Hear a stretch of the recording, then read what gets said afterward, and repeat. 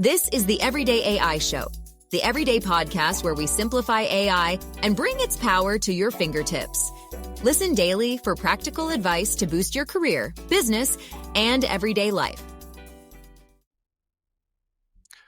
OpenAI just released what I think is the best agent out there. That's publicly available, at least, and I don't think it's really close, at least not right now. So what is this new ChatGPT agent? How does it work? And what do you need to know about it? Well, we're going to be answering all of those questions and a lot more today on Everyday AI. What's going on, y'all? My name is Jordan Wilson, and welcome to Everyday AI. This is your daily live stream podcast and free daily newsletter helping everyday people like you and me not just learn AI, but how we can leverage all the latest happenings to grow our companies and our career. So if that's what you're trying to do, you're definitely in the right place. So it starts here with the unedited, unscripted live stream and podcast. But to leverage all this information and become the smartest person in AI at your company, you got to go to our website. That's your cheat code. It's youreverydayai.com. So once you're there, you can go sign up for the free daily newsletter. We're going to be recapping the highlights of today's podcast, but also you can go listen to like 560 plus episodes back on our website for free, the entire back catalog. So you can go learn from some of the smartest people in the world, sorted by category. No matter what you're trying to find, we have the answers on there. All right. Speaking of answers, if you're looking for the AI news, that's going to be in the newsletter as well. But let's get to the answers on what the heck is this new ChatGPT agent? How does it work? And do you need to know about it? Well, I'm going to tell you 5 things that you need to know about it. So on today's show, here's what we're going to go over. I'm going to give you an overview of what agent mode is inside ChatGPT and exactly what it does. I'm going to do a short live demo. That couldn't go wrong, right? So you can see how it works a little bit under the hood. And then I'm going to tell you 5 important things that you need to know. All right, enough chit chat. Let's just get into it. So hours ago, OpenAI released ChatGPT Agent, or is it Agent Mode? Well, I'm not sure. We all thought that OpenAI finally won the naming battle by calling something ChatGPT Agent, but then they also refer to it as Agent Mode as well. But at least it's not called, Operator V2 or some other random name. So whether you're calling this ChatGPT Agent or Agent Mode, it is technically the same thing. So let's first go over a brief description of this from ChatGPT, and then we're going to start with the live demo because it could take a little while. So this is from OpenAI's press release or their blog release, should I say, saying introducing ChatGPT Agent, bridging research and action. ChatGPT now thinks and acts proactively, chooses from a toolbox of agentic skills to complete tasks for you using its own computer. All right, let's try it, shall we? And hey, FYI, I should talk first about availability because that was just updated like hours ago as well. So right now it is only available if you have the $200 a month ChatGPT Pro plan, which I have for other users, Plus and Teams. So if you're on the other paid plans, now it's supposed to start rolling out Monday. That could get pushed back again. It's usually one of those things that's like, hey, based on crazy demand, we can't start delivering this yet. So it's already happened once. So Monday, maybe, but it could be even later than that. All right. So, you do have to be on the ChatGPT Pro plan right now, but probably within a couple of days, it will be rolling out to the other paid plans. All right. So now for the podcast audience, I am sharing my screen. And for people that ask, you can always go watch the videos both on our website. So if you sign up for the free daily newsletter, you can just click it and then go watch the video on our website. Or we do have that YouTube channel thing as well. So just go find Everyday AI. So yeah, a lot of people are like, this podcast stinks. There's no video. There's video, y'all. So it's just on our YouTube channel or on our website. All right. So now I am in ChatGPT. So the cool thing is this is no longer outside of ChatGPT. It is inside, which is pretty big because Operator previously, which was OpenAI's most agentic offering, it didn't work inside of ChatGPT. It was actually operator.chatgpt.com. And that was actually a huge disadvantage. And I think one of the reasons that a lot of people, including myself, didn't use it a lot. I maybe used Operator a couple times a week, right? Where a lot of things I'm using them hourly, right? And I'll probably end up using my definitely I'm going to be using my whole quota for agents. So it's chatgpt.com, and there's going to be a new selection. So if you go to the tools, so it's not in the normal dropdown. That's where I think a lot of people are going to look for it. So it's in the tools. So under tools, you'll see a new agent mode, and then it's going to also say how many that you have left and then when that resets. So it's 400 for pro users, and then I believe 40 for teams and plus users. So I'm going to click agent mode. The cool thing that I like is when you enable agent mode, there's some suggested kind of prompts or things that you can run, reports, actions, spreadsheets, presentations, etc. All right, so I'm going to go ahead and click go on this one. So all this prompt was fairly simple, and we're going to check in on it in a little bit. I said, go find the 5 latest episodes of the Everyday AI podcast by Jordan Wilson, then create a spreadsheet that has the episode number, title, URL, date, episode category, and 2-sentence description. With that information, please also create a PowerPoint slide deck. So I'm doing something technically depending on how you look at it, a 4-step process. So number 1, it's some targeted web research. Number 2, it's some data entry. Well, actually synthesizing, then data entry. Then it's creating a spreadsheet and then creating a presentation. All right, so it is going live. There's actually some cool stuff going on screen that we'll talk about at the end of the show. It's like a cook show. I got to put something in the oven, and then check back in on it at the end. All right, so let's talk a little bit more about what this ChatGPT agent actually is, what it does. So essentially, it combines Operator, which was ChatGPT's first agent, and then Deep Research, which was technically their second agent, and some new capabilities. So if you don't follow along, don't worry, I'll explain what those are. So Operator was essentially, or is, a tool that could browse websites, okay? And it does it in a different way than Deep Research. So I'll kind of tell you what each one does and the differences, the pros and the cons. So it actually might make sense to describe Deep Research first, actually. So ChatGPT's Deep Research, it's really, really good. I've said this all along. That and Google's Deep Research are 1A and 1B. There's like 20 companies now with these deep researches, and they're great. So it's a great way to have way fewer hallucinations than a base model. Essentially, ChatGPT's Deep Research agentically, because it uses the O3 model, it will, you will ask it a question, it will ask you a couple clarifying questions, and it'll go out and research for anywhere from, usually about 4 to 8 minutes. And it'll go to a couple dozen sites sometimes, not quite as many as Google's Deep Research, but it does a really good job. And then as it's researching, it decides it might change path, it might go, run some Python code if it needs to, etc. Right? So that's Deep Research. But it does this very quickly.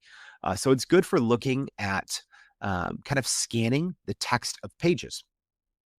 Operator, on the other hand, is good for looking at pages, right? So understanding the visuals on a page, whereas Deep Research, it's not really like that. Think of that as, it's like a book scanner, right? Where, Operator, it literally is able to see everything, see and process and understand, because it uses computer vision, whereas Deep Research more looks at the embedded text.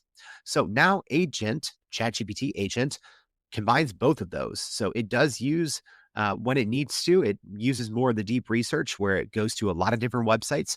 But when it needs to, it can also look at something and understand something on a website visually. And this all happens in a virtual environment. So essentially, you are using it in the browser, right? But ChatGPT Agent has its own virtual computer. which is really cool. And so essentially, there's some new tools and new capabilities, which we're going to talk about and explain a little bit more. But to just give them to you, it can create PowerPoints, which is big. It can create spreadsheets, Microsoft Excel spreadsheets. That's big. It can also run code in the terminal on its own computer.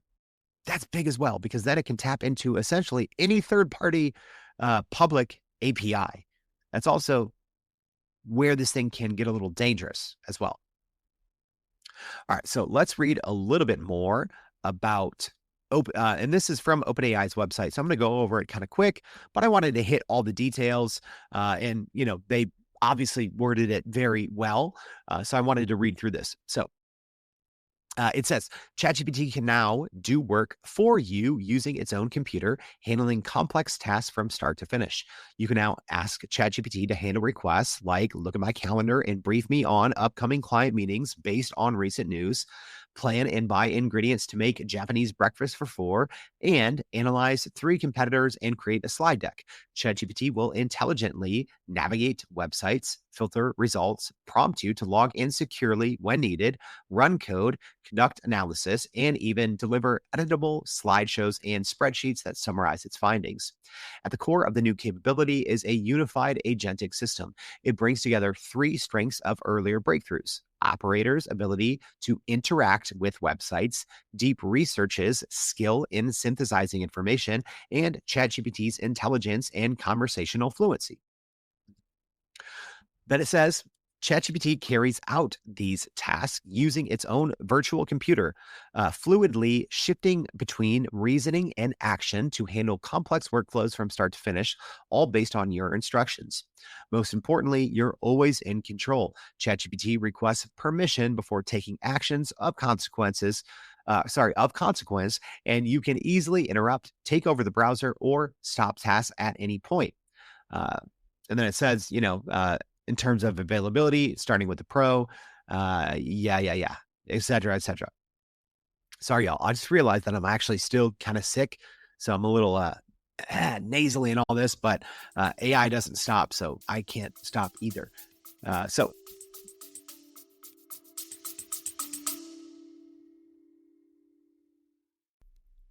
when it comes to AI, it's all about trust.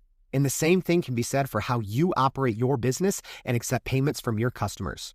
Whether you're sending invoices on the go from your laptop, needing business management solutions, or trying to open another location for your local business, it's all about having the right tools that people trust. That's where Square has your back. Running a business means making 100 tiny decisions a day, and Square helps make those decisions smarter, easier, and more efficient. I remember using Square's card reader for mobile devices more than 15 years ago, and I've trusted Square ever since. Whenever I see that Square logo out in my hometown of Chicago, I know that I can trust that business to handle my transaction without problem. Square keeps up so you don't have to slow down. Get everything you need to run and grow your business without any long-term commitments. And why wait? Right now, you can get up to $200 off Square hardware at square.com/go/Jordan. That's SQUARE.com/GO/JORDAN. Run your business smarter with Square. Get started today.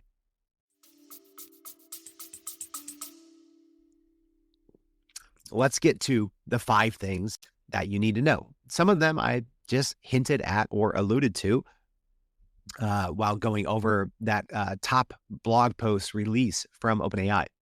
But first, number 5, this is kind of a shot at Microsoft. Yes, I know Microsoft is reportedly a 49% equity owner in OpenAI, and they've invested reportedly $14 billion. So why would OpenAI kind of tread on their ground, right? And enable people to create spreadsheets and PowerPoints? Good question. There's been a lot of reporting over the last year or so that the relationship between OpenAI and Microsoft has become a little frayed. They haven't really talked too much publicly on that, but there's been plenty of reporting, trying to renegotiate their contracts. There's been some reported feuds and blowups and all of these things, but I mean, that's pretty big. And, actually, and we did this in yesterday's show. Um, the first reporting on this was specifically that this was uh, a Microsoft competitor, that this agent was a Microsoft competitor, that, oh, now all of a sudden people aren't going to necessarily have to have a PowerPoint or sorry, have to have a Microsoft Office license. I don't think that's the case, right? I think that's going to impact a very, very small percentage ultimately of Microsoft users, right? I don't think there's anyone out there that,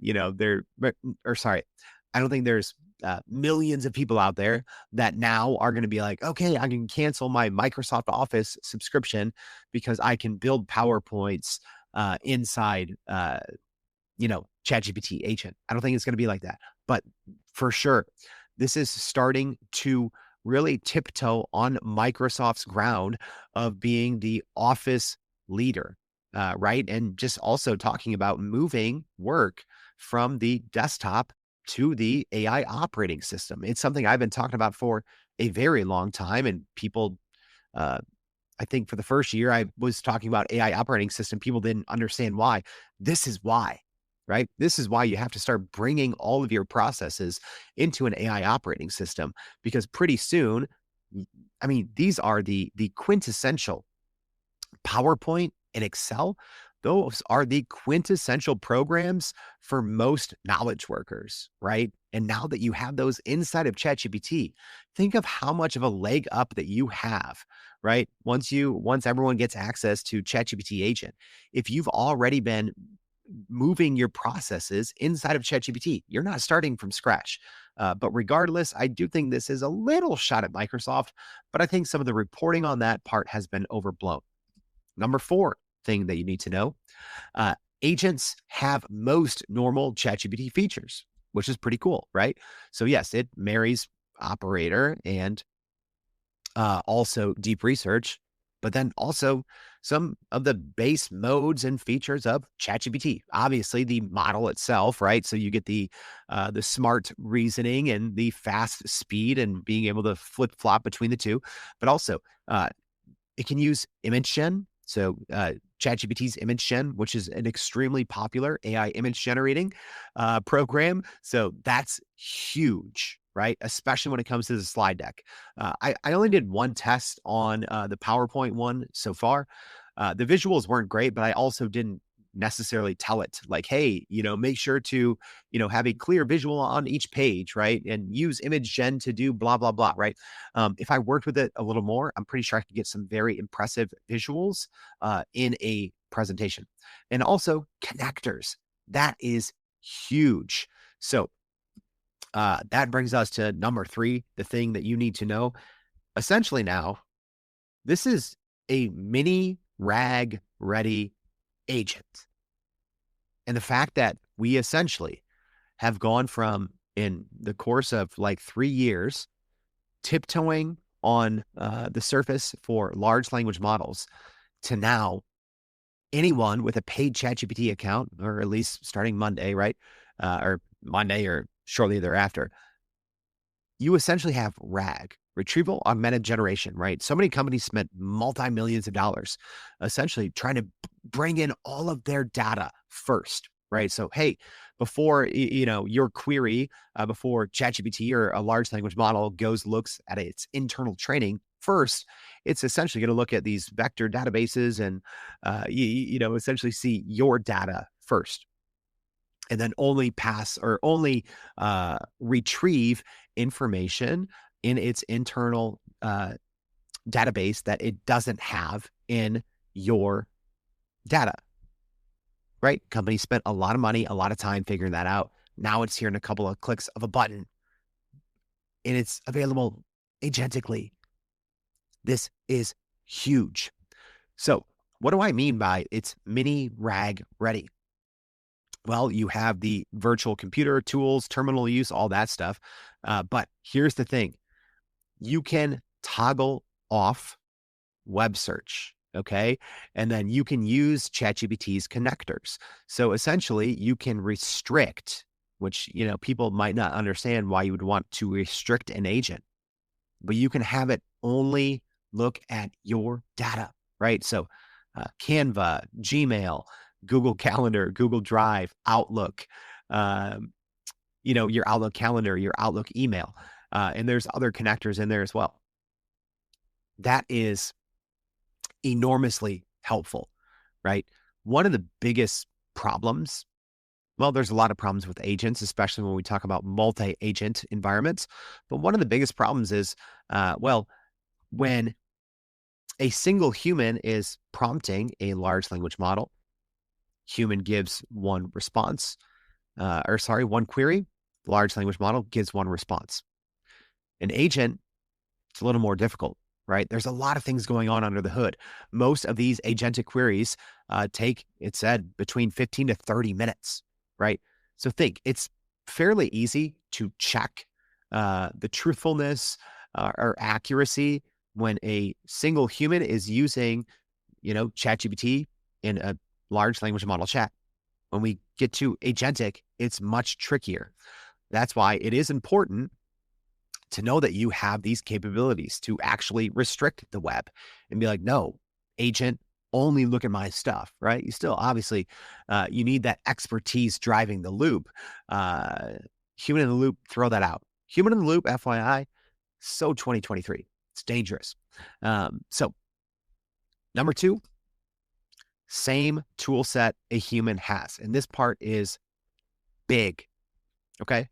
Whereas before, you had operator, you had deep research, you have all these different modes, you have ChatGPT, but, operator and ChatGPT aren't connected. And then deep research is inside ChatGPT, but it's kind of on its own island.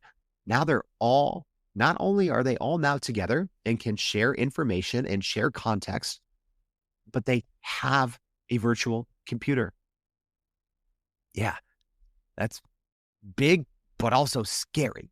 And I'll explain that now for number 1. But essentially, this is now, in my very brief experience and reading about it, right? It feels more for the first time, even though OpenAI called deep research their agent, they called operator an agent. I don't know. Yeah, was I impressed at the time? Sure. Looking back with context, I don't know. Those to me don't seem they don't seem like agents. They seem like agentic, right? Big difference. This obviously feels like an agent, right? Where a lot of times, people are talking about, oh, this agent. And it's like, no, I think it was a Gartner study, found that 99%, more than 99% of, solutions out there that market themselves as agents aren't agents. They're AI-assisted workflows or agentic models, right? This is an agent. It is literally, because it has its own computer and it is making decisions on its own. That's agency, right? You're not restricting it. It literally has its own computer. It can create and save files. It can run commands in the terminal and access third-party APIs on its own. Okay, which brings us to number 1. The biological weapons classification. So this is something that OpenAI does with all models. They classify it essentially like, how dangerous is this model? And this is the first time that OpenAI designated a certain model or mode as a high capability in biological and chemical weapon domains, with every prompt scanned by a biology classifier suggesting genuine dual-use concerns. Yeah. To OpenAI's credit, in their live stream when they announced this yesterday, they said it can be dangerous, right? If left unchecked, and bad things may and might actually happen, right? And I think that's important to think about.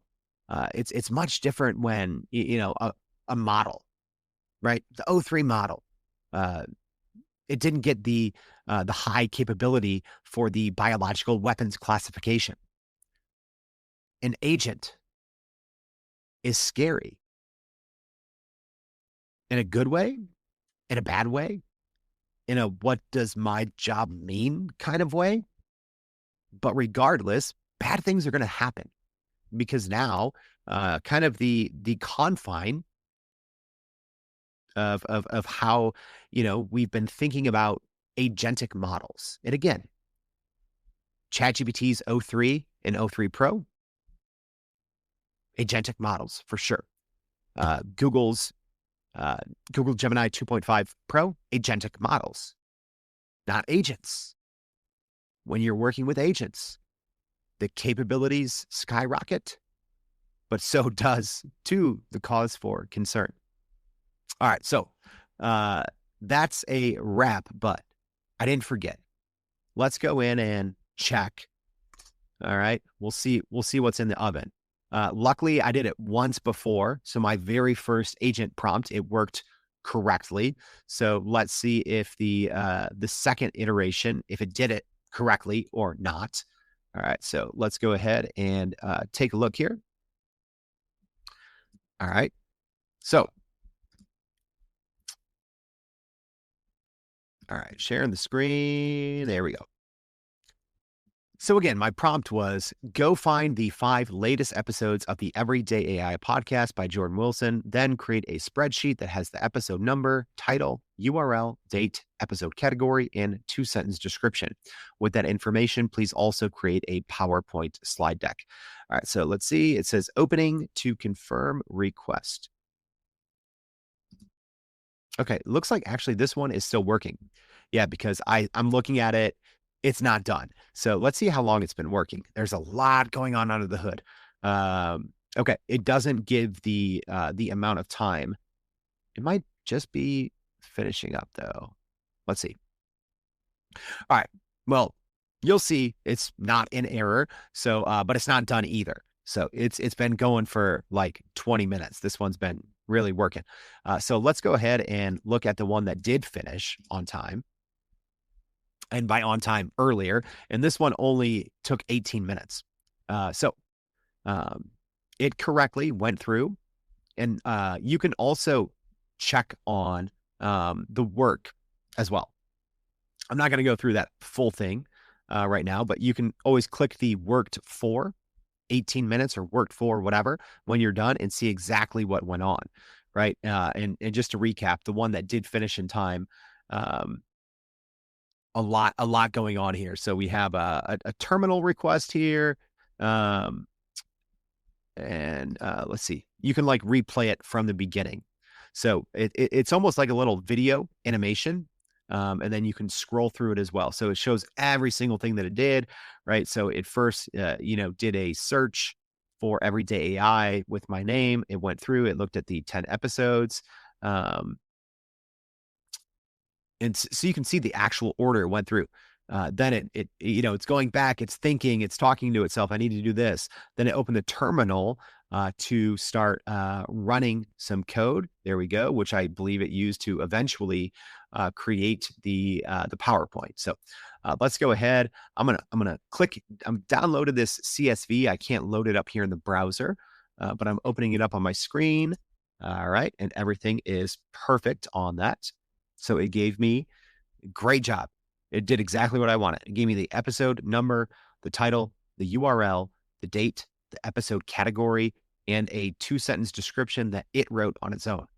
That's pretty impressive. That's like an intern project, right? Oh, I need to do a better job organizing all our episodes. Intern, go do this. All right. Well, it did a great job. All right. And then also, let's see here. Here's a presentation. I'm actually checking to see if the other one finished. It still didn't finish. Dang. Okay. So this one, here's the presentation. And it's a PowerPoint, so I can download it. I already checked it. You can open it, edit it, etc. So the first one, visually not fantastic, but it's usable, right? The reason I say not fantastic is it tried to cram a bunch of text on a little table here, and it's bleeding over. So we have some text bleeding over, but I went in, I think it's actually just a font choice because when I opened it up in PowerPoint, it was fine. But we have the cover slide here. It says latest everyday AI episodes. It has a dual pane on the right-hand side. There's a little photo of a microphone and a, AI kind of graphic illustration, a couple pages for the episode overviews. So nothing crazy, but it did its job, right? I didn't tell it like, hey, make sure each page has, visual and a headline and a subhead, but it's really good, right? Also, I love the PowerPoint preview inside of Agent Mode. It's super clean. It feels like you're editing in actual, like editing in a PowerPoint or a slide editing program. It is super slick and it works really, really well. So